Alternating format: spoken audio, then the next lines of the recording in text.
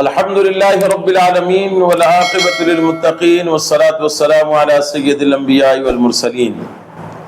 اما بعد فاعوذ باللہ من الشیطان الرجیم بسم اللہ الرحمن الرحیم۔ برادران ملت اسلامیہ السلام علیکم ورحمۃ اللہ وبرکاتہ۔ آپ دیکھ رہے ہیں ہمارا پروگرام صدائے حق اور میں ہوں محمد خالد محمود نعیمی۔ حضرات محترم، ہم حضور نبی پاک صلی اللہ تعالی علیہ وآلہ وسلم کی پاک اور مبارک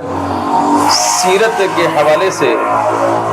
گفتگو کرتے ہوئے آ رہے ہیں۔ پہلے پروگراموں کے اندر ہم نے آپ کے سامنے حضور نبی پاک صلی اللہ تعالی علیہ وآلہ وسلم کی سیرت مبارکہ کے مختلف جہتوں سے اور مختلف گوشوں کا ذکر کیا۔ آقا علیہ الصلوۃ والسلام کے آباء و اجداد، آقا علیہ الصلوۃ والسلام کا خاندان، حضور نبی پاک علیہ الصلوۃ والسلام کا حسب و نسب،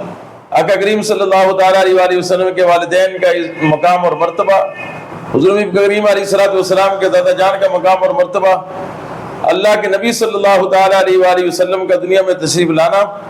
حلیمہ سعدیہ کا حضور نبی کریم علیہ الصلوۃ والسلام کو لے کے قبیلہ بنو سعد میں جانا،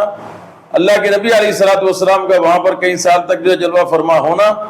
اور پھر واپس مکہ المکرمہ آنا، پھر آپ کی والدہ محترمہ کا انتقال ہونا، اور پھر حضور نبی کریم صلی اللہ تعالی علیہ وآلہ وسلم کا اپنے دادا عبد المطلب کے زیر کفالت آنا، اور پھر اپنے چچا حضرت ابو طالب کے زیر کفالت آنا، اور پھر اللہ کے نبی علیہ الصلوۃ والسلام کا پھر سفر تجارت اور بزنس کا شروع کرنا، اور پھر اس کے بعد اللہ کے نبی صلی اللہ تعالی علیہ وآلہ وسلم کا جو ہے حضرت سیدہ خدیجہ الکبریٰ رضی اللہ تعالیٰ عنہ کے ساتھ نکاح فرمانا، اللہ کے نبی صلی اللہ تعالی علیہ وآلہ وسلم کا کعبۃ اللہ شریف کے بیت اللہ شریف کی تعمیر نو فرمانا، اور پھر حضور نبی کریم علیہ الصلوۃ والسلام کا اعلان نبوت فرمانا، اور مکے کے لوگوں کو اسلام کی دعوت دینا، اور پھر صحابہ کرام کا جوق در جوق جو ہے وہ آغوش اسلام میں آنا، اس میں حضرت ابوبکر صدیق جیسی شخصیات، مولا علی شیر خدا جیسے نوجوان بچے، اور اس کے ساتھ عثمان غنی رضی اللہ تعالیٰ عنہ جیسے زیرک اور بزنس مین آدمی، اور اس کے ساتھ صہیب رومی، زبیر بن عوام اور عمار بن یاسر، اور اس طرح کے جلیل القدر جو صحابی ہیں، انہوں نے اسلام کو جو ہے وہ قبول کیا اور اسلام کے جو ہے وہ دامن میں آئے، اور پھر حضرت امیر حمزہ رضی اللہ تعالیٰ عنہ آپ بھی جو ہے وہ اسلام کے دامن میں آئے۔ اور پھر پچھلے پروگرام میں ہم نے آپ کے سامنے یہ بیان کیا تھا کہ حضرت عمر بن خطاب رضی اللہ تعالیٰ عنہ، جن کے لیے اللہ کے نبی صلی اللہ تعالیٰ علیہ وآلہ وسلم نے یہ دعا فرمائی تھی کہ اے میرے اللہ، عمر بن خطاب یا عمر بن ہشام،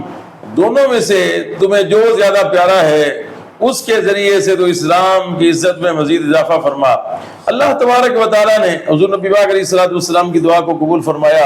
رات دعا فرمائی، صبح میں حضرت عمر فاروق رضی اللہ تعالیٰ عنہ نے حضور نبی کریم صلی اللہ تعالیٰ علیہ وآلہ وسلم کی بارگاہ میں حاضر ہو کر جو ہے وہ اسلام کو قبول کیا۔ حضرت سیدنا عمر بن خطاب رضی اللہ تعالیٰ عنہ کے اسلام لانے سے اسلام کو ایک نئی طاقت ملی، اسلام کو ایک نئی پاور ملی، صحابہ کرام کا مورال بہت زیادہ بلند ہو گیا، صحابہ کرام کے حوصلے بڑھ گئے، ان کی ہمت بڑھ گئی۔ یہی وجہ ہے کہ جب حضرت عمر بن خطاب رضی اللہ تعالیٰ عنہ نے اسلام قبول کیا اور آپ حضور پاک علیہ الصلوۃ والسلام کی غلامی میں آئے، تو اس کے بعد عرض کی کہ یا رسول اللہ صلی اللہ تعالیٰ علیہ وآلہ وسلم، اے اللہ کے نبی صلی اللہ تعالیٰ علیہ وآلہ وسلم، کیا ہم حق پر نہیں؟ اللہ کے نبی علیہ الصلوۃ والسلام فرمایا کہ ہاں عمر بن خطاب، کیوں نہیں، ہم حق پر ہیں،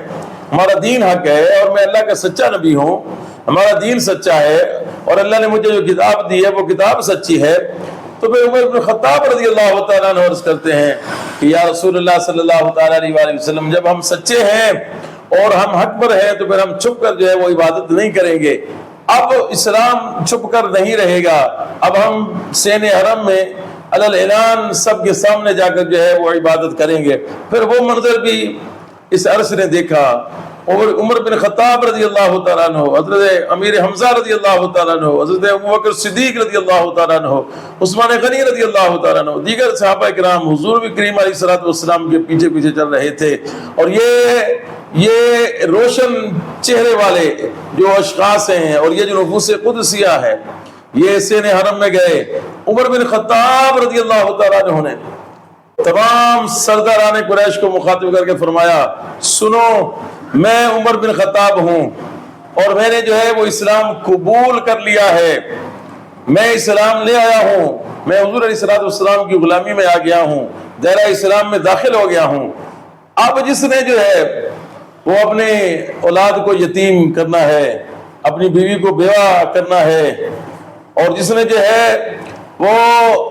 موت کو جو ہے گلے لگانا ہے، وہ آگے آئے اور وہ ہمیں روکے. آج کے بعد ہم چھپ کر عبادت نہیں کریں گے، ڈر کر عبادت نہیں کریں گے، بلکہ ہم سب کے سامنے کھلے عام جو ہے سین حرم کے اندر ہم عبادت کریں گے. یہ وہ اللہ تبارک و تعالیٰ نے عمر بن خطاب رضی اللہ تعالیٰ عنہ کی ذات کی وجہ سے اور آپ کے ذریعے سے اسلام کو عزت عطا فرمائی کہ پہلے صحابہ کرام جو ہے وہ ڈر ڈر کر چھپ کر جو ہے وہ عبادت کرتے تھے،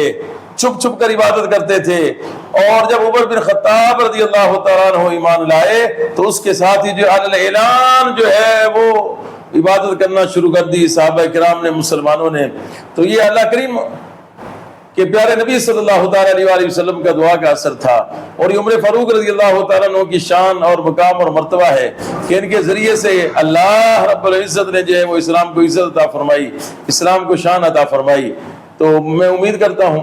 کہ ہمیشہ کی طرح آج کا ہمارا پروگرام بھی جو ہے وہ آپ کو پسند آیا ہوگا. اب ہم انشاءاللہ اگلے پروگراموں میں ایک نئی جو جہت ملی اور ایک نئے طریقے سے جو ہے آگے اسلام کی تبلیغ کا سلسلہ شروع ہوا، اس کے اوپر انشاءاللہ جو ہم گفتگو کریں گے. آپ ہمارے چینل صدائے حق کے ساتھ جڑے رہیں اور ہماری صدائے حق ٹیم کا حصہ بن جائیں. اور یہ بھی یاد رکھیں کہ روزانہ رات کو 10 سے 11 ہم لائیو اپنے چینل صدائے حق پر جو ہے قرآن پاک کا ترجمہ اور تفسیر کے لیے ہم حاضر ہوتے ہیں. تو آپ اس میں بھی ضرور شرکت فرمایا کریں، اس کا حصہ بھی ضرور بنا کریں. اور ہمیشہ کی طرح وہی بات کہ ہر اچھی بات دوسروں کے ساتھ شیئر کرنا صدقہ جاریہ ہے. اگر آپ کو ہمارا آج کا پروگرام اچھا لگا ہو تو اس کو اپنے دوسرے ساتھیوں کے ساتھ ضرور شیئر کیجیے گا. اللہ تبارک و تعالیٰ ہم سب کا حامی و ناصر ہو. فی امان اللہ. السلام علیکم ورحمۃ اللہ وبرکاتہ.